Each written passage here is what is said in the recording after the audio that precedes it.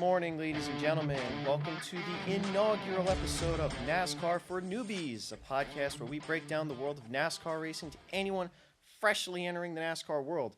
My name is Anthony Piazza, and I personally have been a dedicated NASCAR fan for over a decade. I've been watching races my entire life, and I'm here to pass on what I know and all my racing knowledge to anyone who also wants to join the world of NASCAR racing. Today we're going to kick off this series with a very hot topic in the industry today, and that is the NASCAR playoffs. You heard that right, a motor racing series that has its own playoff system similar to that of the likes of either the NHL, NFL, MLB, etc. Why it's such a hot topic I'll get to in a moment, but first, let's talk about how the system became to be. So for the longest time, for just over 5 decades, NASCAR had a traditional point system similar to that of a regular racing series like Formula One, IndyCar, stuff like that. Initially, their point system it was based off of prize money in the earliest days of the sport, in the 40s, the 50s. That's how they determined champions, was who had the most prize money at the end of a given season.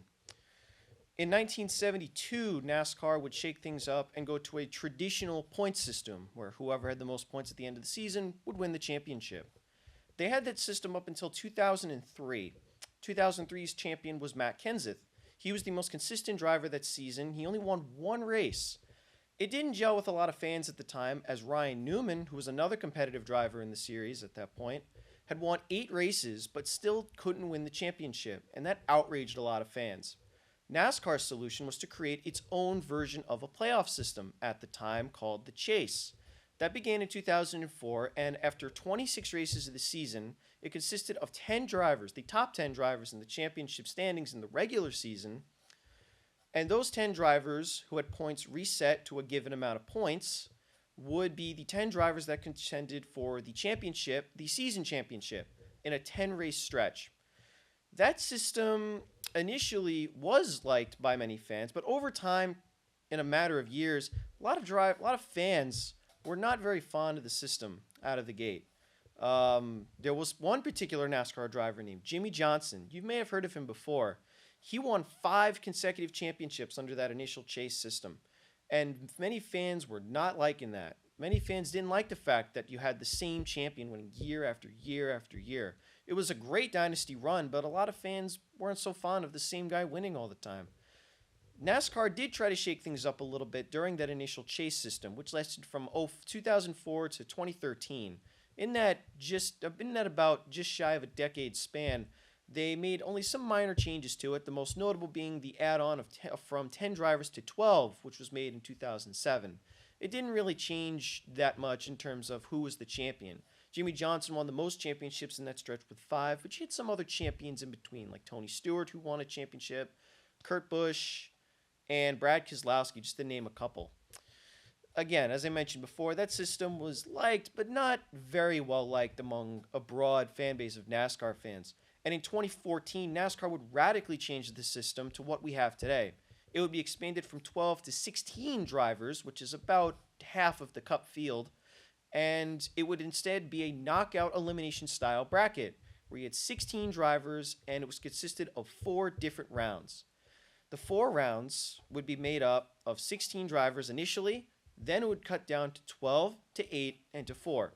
The way to get in was easy. Just win a race. Simple as that. It didn't matter where you were in the points, you just had to win one race. That one race, and you immediately were in the playoffs, regardless of where you were in the points in the regular season. And once you made the playoffs, again, it was win and you're in. As simple as that. You win a race in the round of 16, you're on to the round of 12. Win in the round of 12, round of 8, etc. The rounds would be made up, again, 10 races, as the Chase always was, and there would be 3 races per round except for the finale. The finale would consist of one winner-take-all race, the championship 4. Of those 4 drivers, you just had to be the highest among the 4 to finish the championship. You had to be the highest of the 4 drivers, to win the championship.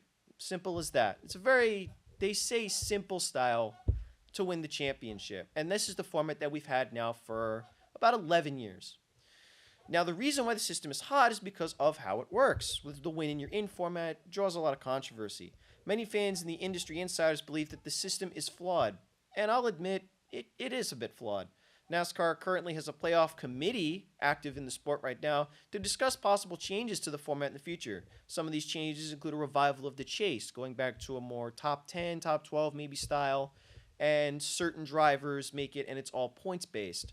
Another idea that has also been mentioned is the idea of tweaking the current system with 16 drivers, but maybe each switching it up, where instead of a championship finale race, a finale series of 3 races. Maybe the first round is a wild card, stuff like that.